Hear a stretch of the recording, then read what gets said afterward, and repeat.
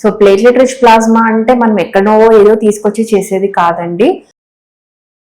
చాలా మంది చాలా ప్రయత్నం చేశాము, మనకు అయినా గర్భసంచి పొర సరిగా రావట్లేదు, ఏం చేయాలి?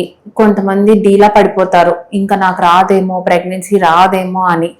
సో 100% కాదు, కానీ మనం ప్రయత్నం చేసుకోవడానికి ఇంకొక ఆప్షన్ ఉంటుంది. సో అదేంటి అంటే పిఆర్పి అంటాం, అంటే platelet rich plasma. So platelet rich plasma అంటే మనం ఎక్కడో ఏదో తీసుకొచ్చి చేసేది కాదండి. ఏం చేస్తామంటే పేషెంట్ బ్లడ్ తీసుకొని 10 to 15 ml బ్లడ్ తీసుకొని దాన్ని మనం సెంట్రిఫ్యూజ్ చేస్తాము. సో ఆ వచ్చిన ప్లాస్మాని, సెపరేట్ అయిన ప్లాస్మా అనే దాన్ని తీసుకొని మనం గర్భసంచిలోకి వేస్తామన్నమాట. సో అది వేయటం వల్ల అది అక్కడ ఉన్న సెల్స్ బాగా పెరగడానికి హెల్ప్ అవుతుంది. సో దానివల్ల మనకి గర్భసంచి పొర పెరుగుతుంది. ఆ గర్భసంచి పొరతో పాటు కొత్త రక్తనాళాలు కూడా వస్తాయి కాబట్టి మనకి గర్భసంచికి పొరకు వెళ్లే రక్త ప్రసరణ కూడా ఇంప్రూవ్ అవుతుంది.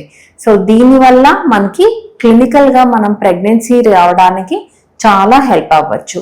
సో అవసరమైన వాళ్ళు భయపడకుండా పిఆర్పి చేయించుకోవచ్చు.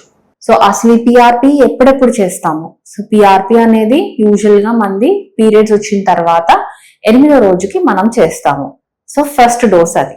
దాని తర్వాత సెకండ్ డోస్ మళ్ళీ 11వ రోజున మళ్ళీ చేస్తాము.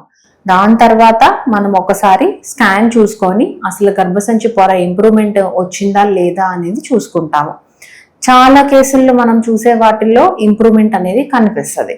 సో ఇంప్రూవ్మెంట్ కనిపించిన తర్వాత మనము ఎంబ్రియో ట్రాన్స్ఫర్ కి కూడా ఫాలో అప్ చేసుకొని ప్రెగ్నెన్సీకి ట్రై చేసుకోవచ్చు.